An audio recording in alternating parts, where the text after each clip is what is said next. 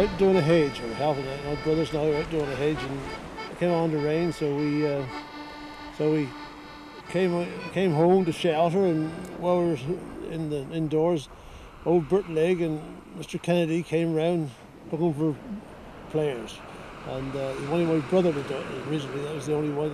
Anyway, there was three of us there, so he got three of us at one foul swoop and picked up all three of us. So two brothers and myself, we started off in 1950 doing the Mummers. There was several of the old Mummers about, and old Bartlett went round and got them to sing the song and recite their parts. And of course, once you've done it enough times, you know they play off your heart anyhow. So, well, I could go through each part now myself. And that's how they picked it up. Mr. Kennedy and old Bartlett, they wanted to make this film. Of course, that was quite novel for us. And he had old Peter Kennedy had a tape recorder in the back of a car, which was filled the back of the car up in tremendous fire.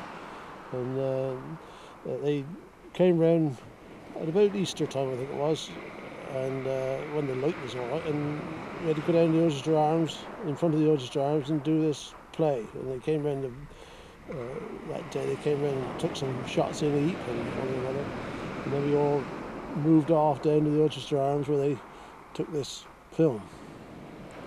And then they came back a bit later on, so about Whitsun time, because so it hadn't gone quite right, so we had to do it again. And they had another retake of a lot of parts of it.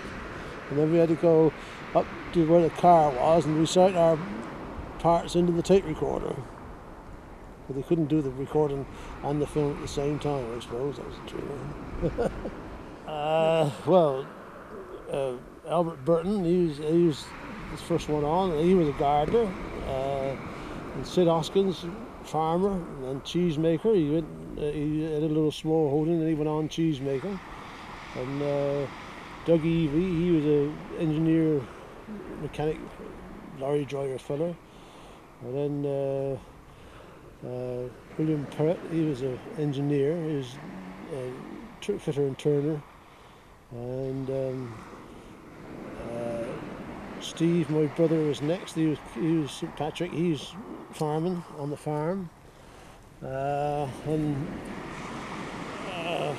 old Alf Tuck, he was a thatcher. The next one, Captain Buster.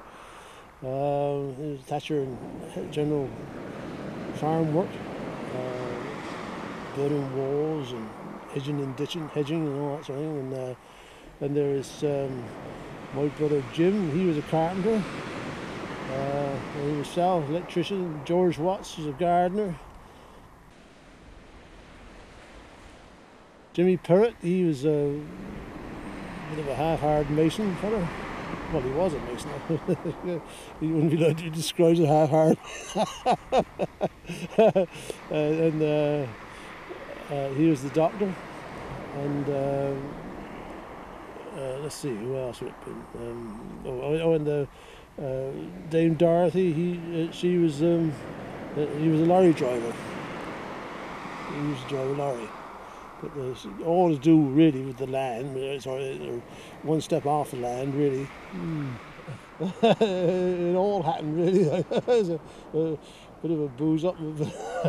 Everybody, as I say, everybody had a good time. They really enjoyed it. And Bartlett come around in the morning, and he said, well, we've got to do this in the afternoon, and I hope the weather's going to be right. It was a little bit catchy, the weather is, but we're probably all right. And he was always known as Catchy Leg afterwards. Catchy Leg. My name is Captain Bluster, and now I'll win the game. First I fought in Turkey land, then I fought in Spain. And now I've come to England to fight St. George again. I give St. George a thrashing, I'll thrash him sick and sore. And if I further have opposed, I'll thrash a dozen more.